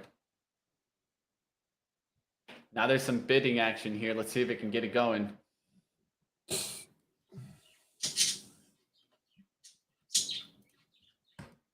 Q's trying to recover 376. You see how it comes back towards the level, kind of like 376.06 in that area, and then rejects. That's kind of like the support right now. There's the rejection towards 375.90s. There's 1802s now on the SQQQs. A little bit more, and I could take half off.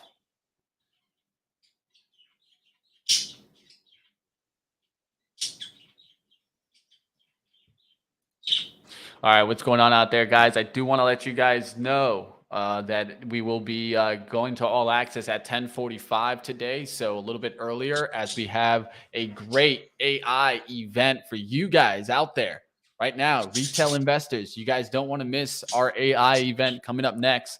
We'll have Qualcomm there. We'll have multiple opportunities for you guys to learn about the AI space.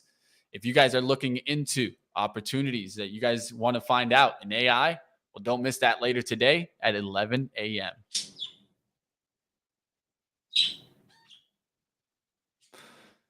All right, what's talked about in the chat there? FRLN broke above. Okay. SNPX moving back towards the highs.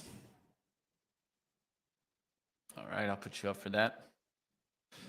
See if I can get this move to continue. It's just not happening, and I'm getting towards that kind of ticking time bomb outlook, guys. Take care of yourself, Judge.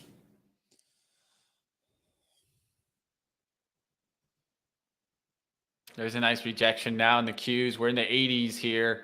Want to see it just go to the 70s.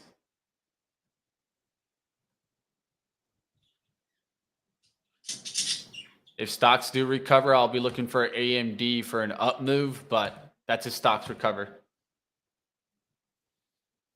Trying to recover the 376 here on the Qs. Going to be quick here to determine if I want to keep it.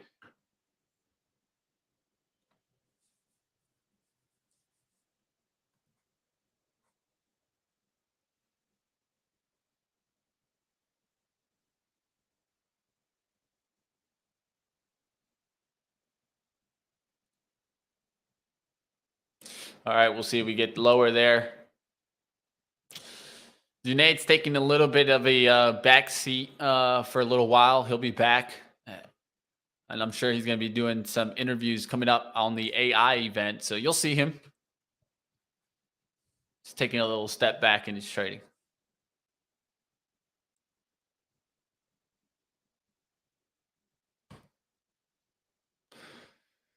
All right, what's going on out there, team? It's good to see you guys in the chat. It's been one of those days where it's a little bit harder to trade because a little bit of the chop land out there. So just be careful out there, traders. This is going to be days not great.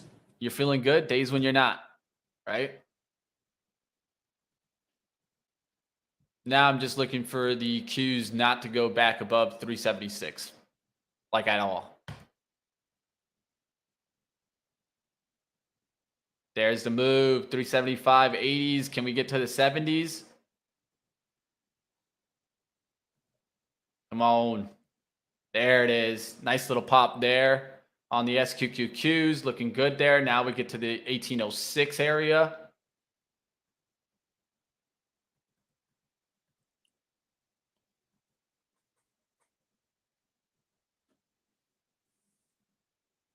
I might pay myself some here.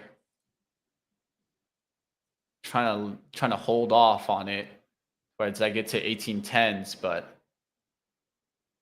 Q's pushed back real quick there.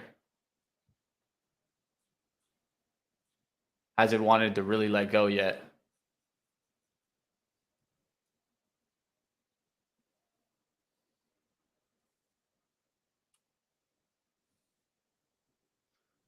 All right, from this point on, even if it pulls back to VWAP, I'll only lose 1 cent on this position from here on out. So what does that give me? That gives me that confidence in like just taking the shot, right? If I'm only going to risk 1 penny, I'm okay with that, right? Now, what I'd want to see it do on the 1 minute basis on the Qs is reject like 375.86. So 375.90s maybe on a little bit of a wick, but not above 376. Back above 376, I'll just get out.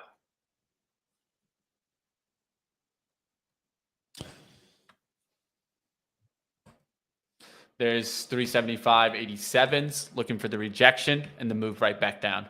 Buglog asking about Hood. Hood, same thing. I think the last time that we took a look at this, really needs to clear out this area here for a move higher. I don't really trade Hood. I don't really like the company or the stock, frankly. So it's about the best line I have on that for you, my man. I'm sorry.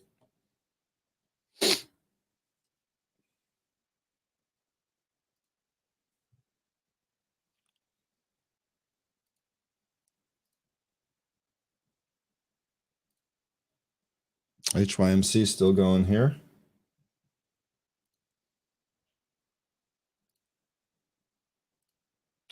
All right, there's that rejection in the 90s. Now I don't want to see the Qs back into like just a quick move to 376.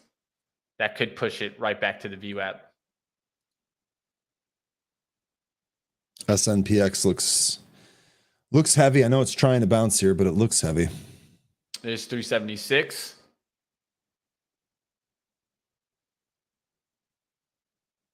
And right back into 376.07. So this could just kind of reject here, but that's like the 5 minute support right there.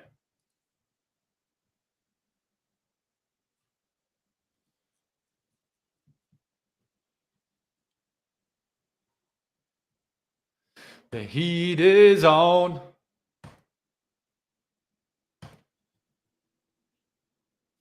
All right, guys.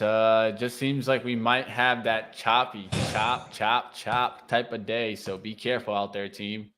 Qs are coming back. I'm sure SPY coming back also. Yeah, it's right at the VWAP.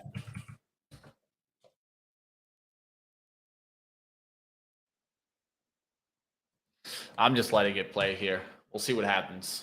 I was going to say S&P is about 5 points away from 4,500. If it does get above that level or 4,500, it will be back to levels not seen since April 7th of 2022.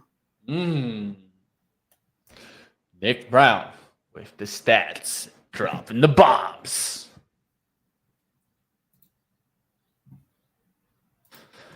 John, this is actually breaking out. Good call here.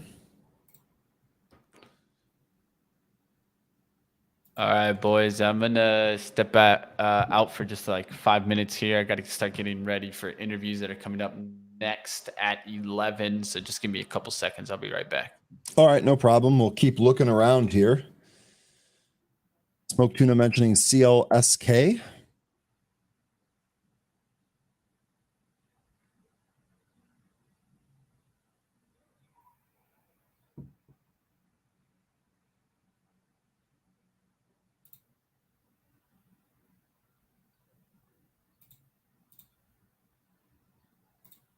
CLSK at that 7 level.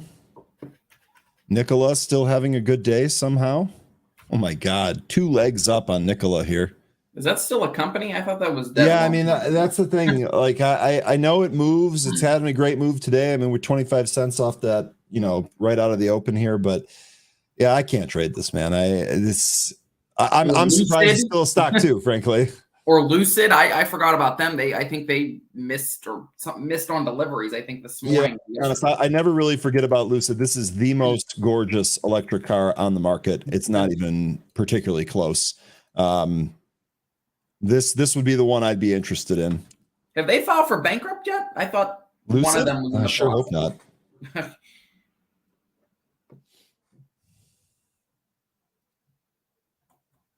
Pickleball was in the news again. More people are playing pickleball than ever. Yep, I got a pickleball court where I live and paddles and balls, so it's fun. Never played pickleball. It's really interesting. You get to the net and it's kind of slow, and then when someone makes a mistake, there's slams and stuff like that. It's a fun game. There's no question. SIFI going. AAOI, man, this thing has been really strong here today. Hang on one second. Just give me a second.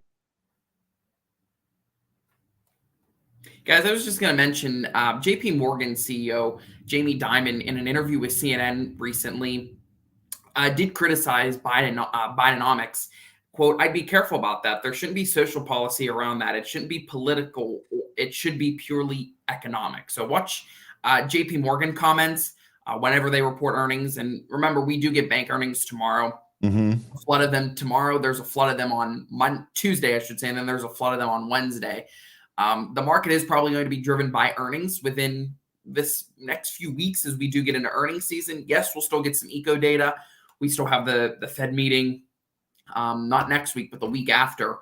But still, I think looking for a 25 basis point hike. Ryan, what do you think about that? Do you think they still should go 25 in July? And what do you think about September? Yeah, I think that they should. I mean, I don't think inflation is actually under control. Core was down by 0.2. Like, that's not like, I think they should go more, frankly, at least 2 more. I wouldn't be pissed if they did 50. Okay, so you would be arguing the more aggressive side, that they should continue to tame inflation. Okay. Powell's been warning us that there's going to be more hikes. And I think that what he's basically saying is, hey, regional banks, get your shit in order, because we're going to get inflation under control. And really the only lever I have to pull is raising interest rates. We've known about this for a while. I mean, so I don't know. To me, I want to see it.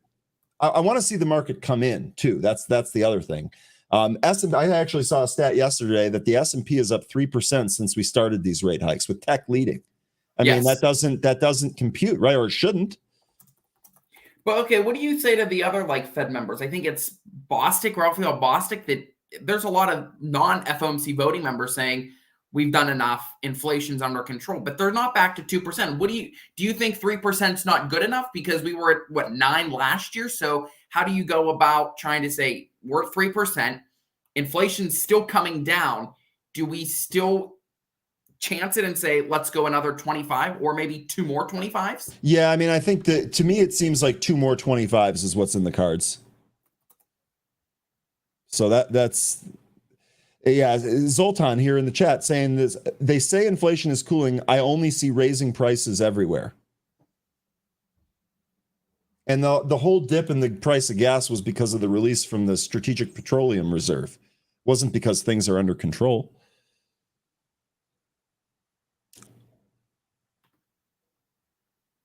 SNAL looked like this was trying to go here again, pulling back though. This one, I don't trust this stock at all.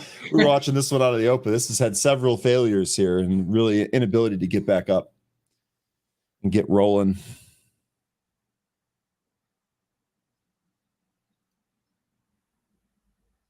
YMC, AAO. I got no new entries. I'm not seeing any new entries around here. Really seeing anything on the Twitter streets either.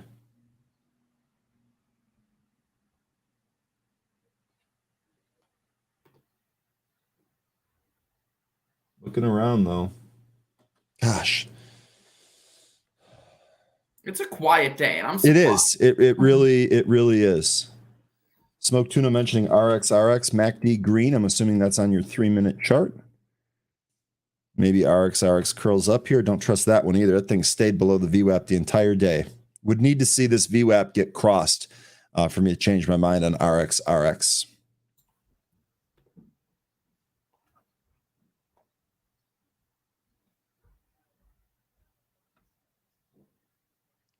Someone mentioned Yell earlier. This one's just kind of flagging here and hanging out.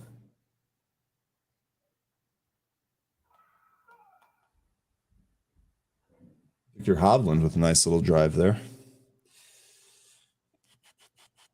SOUN was having some, so this is Wolf. I know this was wild the other day. I know a couple of people were trading Wolf. SOUN looks like this was having yep, next leg up here on SOUN. 401 going to be that next spot on SOUN. I wouldn't chase this move here though.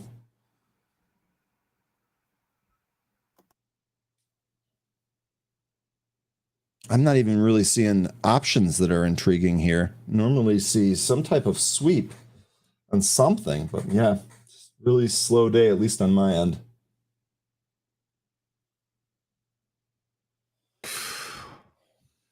Took a little hit there. Took a little hit. No. You're not just gonna come on with a tie and think I don't have a tie on as well. We're not. No, Come on, no, man. No. Come on. You ain't No, as no, fresh no, as this. What happened? You ain't as fresh as What this, happened bro. is correct. You ain't as fresh as this. Look at the guns under the shirt. I knew. Should Nick and I Mitch was leave? gone. Should Nick and I leave? I Look at knew the Mitch guns. went to go wear his tie, so I was waiting for him to come back so I could come on at the same time, and he just left. I will say, Zunaid, I do really like that blue tie, white shirt Thank combo. I think you. Yes. really clean. Thank you. I appreciate it. Yeah, nice little baby blue, you know. I like it. Thank you. But anyway, I saw Mitch and I was like, I know it. I know he's coming back with a tie because that seat was empty. Nick and I just got polos here. Mine's got 2 buttons undone. At least Nick's got his thing. But maybe I should do here, Zunaid. Let's Yeah. Just you know. here. This is what we're gonna do. You want me to go run and get my shirt and tie? I mean, they're right next door. Here we go, Zunaid. I like it. I think y'all look dashing. I don't know if I've ever buttoned What the you top talking button of a about? polo. Let's go. What you talking about? I told Aaron Thomas on. he'd come on with a tie. He owes me $5. Come on. Look at that. Look at that. Look.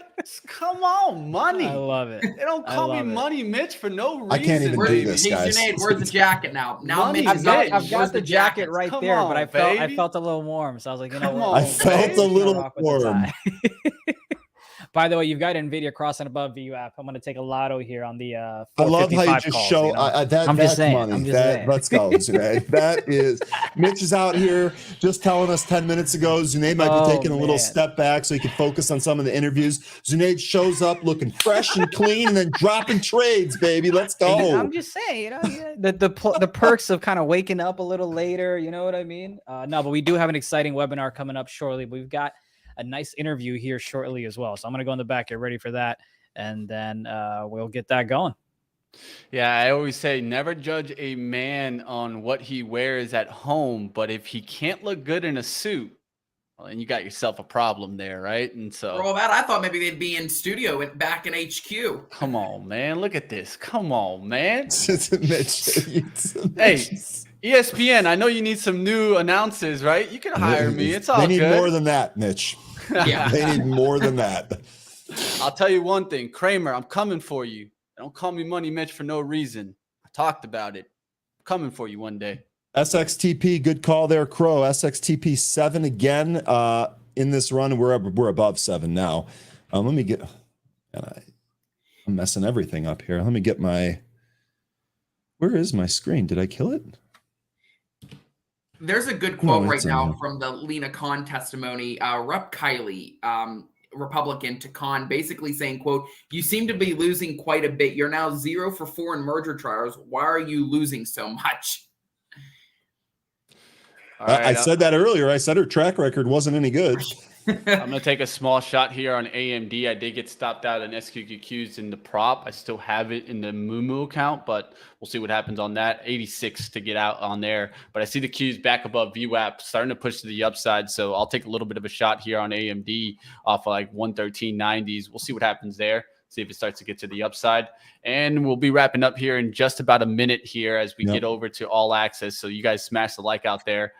We do have the AI event coming up. Don't miss that, of course. And we got a lot more for you guys right here on Benzinga. This is the place you want to be. Like always, you want to keep growing your trading skills, learning new trending environments, of course, investments to look at. AI we'll be covering today. But like always, we'll be covering all different types of thematic themes. We'll be getting into kind of gold, different outlooks, autonomous vehicles. There's a lot that we'll be covering, of course, right here on Benzinga.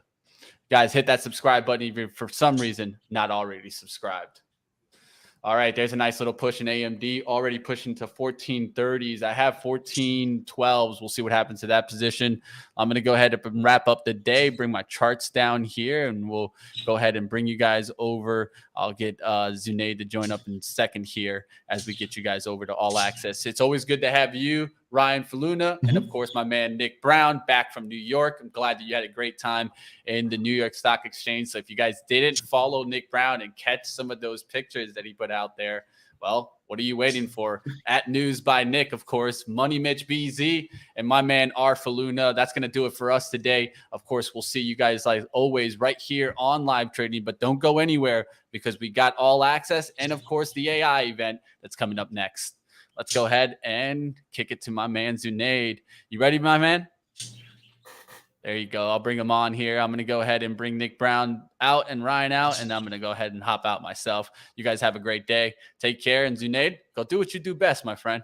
Take over. Appreciate it, brother. Looking sharp there. Let's go ahead and get the show on the road. You know what we do here. We love to get executives from publicly traded companies on so we can get your questions answered directly because we want to make sure your hard-earned money is going into great companies. And we've got a great interview coming up today. It's going to be Rodney Warner, who is the CEO, chairman, president of Genpre, who is the NASDAQ ticker of GNPX. All Access starts right now.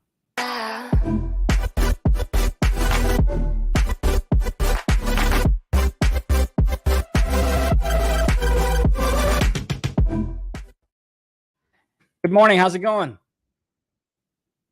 Oh, looks like you're muted. I think on that StreamYard, you can just hit that unmute button and we should be good. Okay. Very good. Awesome. How are you this morning? I'm doing well. Thank you so much for joining the show. We appreciate your time. And I know we've got a lot of things to get to, but before we get to the nitty gritty, I'd love for our viewers to know if you could explain it to me like I'm five. What is it that your company does? At Genprex, we're developing gene therapies to treat cancer and diabetes. These are leading edge gene therapies. The cancer technology is based on inventions and developments at MD Anderson Cancer Center, and the diabetes technology comes from the University of Pittsburgh. Both of them are designed to treat patients who are basically without other options. Now at Genprex, I know there's a lot of things that, you have companies that might be kind of like competitors and different things like that. When you're looking to treat these type of things, what do you kind of feel gives your company the biggest edge to be successful and take market share? Well, in oncology, we're a leading gene therapy. We're not aware of any other cancer gene therapy that's as far along as we are. And certainly no other cancer gene therapies are similar to ours. Ours is unique and leading edge. We've had multiple prior clinical trials, 2 prior clinical trials, and we're in 2 clinical trials right now with another soon to start. Our technology is designed to deliver therapeutic genes to tumors where they replace the function of missing or deficient tumor suppressor genes that are found naturally in the body. So basically, we're supplementing or replacing deficient functions of the body itself. This is very exciting. In diabetes, we have a gene therapy to attack both type 1 and type 2 diabetes. And we have recent non-human primate data that was presented by the University of Pittsburgh at an international conference showing that our diabetes gene therapy has the potential to reduce the need, if not eliminate the need for insulin and control glucose levels with a dose of this gene therapy. We don't know yet how long it will last in patients, but the data so far is very promising. Now, what's interesting to me is the fact that you're kind of, wanting to take care of cancer and diabetes. Is the same approach for both, or are there different approaches for both of these? There are different approaches. Okay. The cancer technology relies on a lipid nanoparticle to deliver the therapeutic genes targeting tumors. There's up to a 33-fold uptake of these therapeutic genes into tumors as opposed to normal tissues. So they target tumors wherever the drug targets tumors wherever they are. The diabetes gene therapy, on the other hand, uses a viral delivery system similar to many other gene therapies to deliver 2 genes to the pancreas that replace damaged or destroyed beta cells and causes them to produce insulin again. Now, have you been able to fast track anything with the FDA? And if so, what does that mean for like the future availability of the drug to the common individual? Well, we have in our oncology program, we actually have 3 FDA fast track designations. We recently got a new one just a few weeks ago for our 3rd clinical trial, which is a combination of our gene therapy with Tecentriq, Roche's cancer drug in small cell lung cancer. Again, we just received that a couple of weeks ago, but we have 2 prior fast tracks as well. The benefit of the fast track is that it provides more frequent interaction with the FDA, more cooperation, more support in conducting clinical trials and moving the drug forward towards approval. And we've seen with our prior fast track that really is beneficial. So we're very excited to have 3 FDA fast track designations, all for different drug combinations and populations with our gene therapy Recorsa. So let's talk about that one. The Recorsa, your phase 1 trial, right? How effective was it? How safe was it? Any insight on that? Well, our most recent phase 1 trial, we've actually had several before, but our most recent one, which we designate as a Claim 1, is for use of Recorsa in combination with Tagrisso, AstraZeneca's drug. And we just announced data on that at the ASCO convention just a couple of months ago. And the phase 1 showed that our drug has a very favorable safety profile with regard or in comparison to other cancer drugs. There were few side effects and minimal side effects with our drug. And that was consistent with findings in prior clinical trials as well. So the phase 1 data showed a favorable safety profile and strong indications of efficacy, and the independent data safety board composed of physicians not employed by Genprex determined to move the Claim 1 trial on to phase 2, which we do expect to be to commence enrolling patients in the near future in the phase 2 portion. So in the phase 2 portion, right? How affordable do you believe it'll be for the consumer to go ahead and take? Because my concern whenever I talk to companies is always, it's great that what you're doing, obviously, it's much needed in the world that we live in. But if folks can't afford that, whether that's with insurance or without insurance, we're still not taking care of the main issue, which is of the human being. So how affordable do you see this drug being when it is available and passes all the phases? Well, we believe that on approval, our drug is going to be cost on par with other existing lung cancer drugs, such as Tagrisso and Keytruda. We can't at this time give an exact price, of course. Right. We're a long way away, but we think it's going to be of that magnitude rather than, one of these drugs that costs a huge amount for each dose. There are some gene therapies that cost $1 million, $2 million. Yeah. And we don't expect that to be the case at all because of the way our drug is manufactured. It's much more in line with the other, existing cancer drugs. And have you gotten any like government aid or any grants or anything like that to help with the process of developing this drug, or do you see that happening in the future to take some of that financial stress off? Well, we have received grants in the past. We received one grant for $4.5 million early in the company's development, which really helped us move the technology forward. We've received some other smaller NIH grants as well in the hundreds of thousands of dollar range. Also, our collaborator at the University of Pittsburgh has received a large, I think, $2.1 million NIH grant to advance the diabetes technology. So we've had several significant government grants, and we're always on the lookout for those opportunities. Now, let me talk about, we talked about the grants and taking off a little bit of financial stress. I'm going to ask about a couple of more questions before I turn it over to you. What would you say is kind of like the financial health of the company? Because having R&D like this, going through clinical trials and whatnot, it's quite expensive, I'm sure. Yes, well, of course, we will need to raise money to complete these trials. They are quite expensive, and going forward, we will need to do that. All right, got that. And then do you see what y'all are doing, right, with the processes, with the phase trials and everything else? Do you see that affecting oncology in practice in any way, shape, or form, and for the better, of course?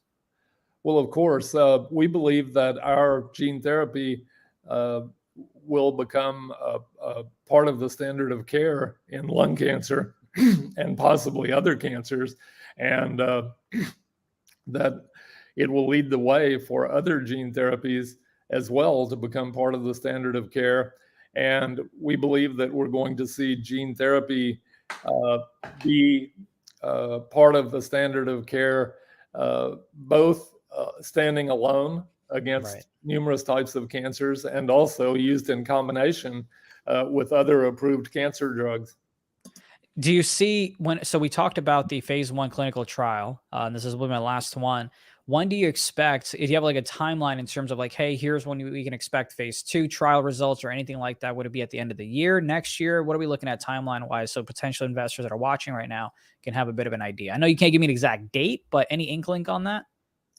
Well, again, we expect to begin enrolling the phase 2 portion of that trial this year.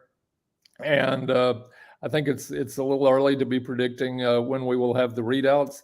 There will be an interim readout. There are 2 arms of the phase 2 trial, and there will be an interim readout from each of them, which we think will be likely next year. I appreciate that. Well, Rodney, we've talked about the past, the present, the future as well, but I wanted to kind of give you the floor in case there's anything else that you wanted to talk about with our viewers that I did not get a chance to bring up. The floor is yours. Well, thank you. Again, I would remind the readers, the listeners, that we have 3 clinical trials in lung cancer, 2 of them already ongoing, another soon to begin. We have 3 FDA fast track designations for those 3 clinical trials, and we have an exciting diabetes program developed at a stellar academic medical research institution, the University of Pittsburgh. And this diabetes program is recognized widely to be a really leading edge, and the data that we released in February has created a lot of excitement, being that it's in non-human primates and showed a significant potential for benefit of reducing or eliminating insulin needs. So again, these are huge markets. The lung cancer market is in excess of $20 billion a year. And diabetes, I don't even know a number, but about 10% of the population has diabetes. So huge markets that we're addressing. We're teamed with leading academic institutions in developing these therapies.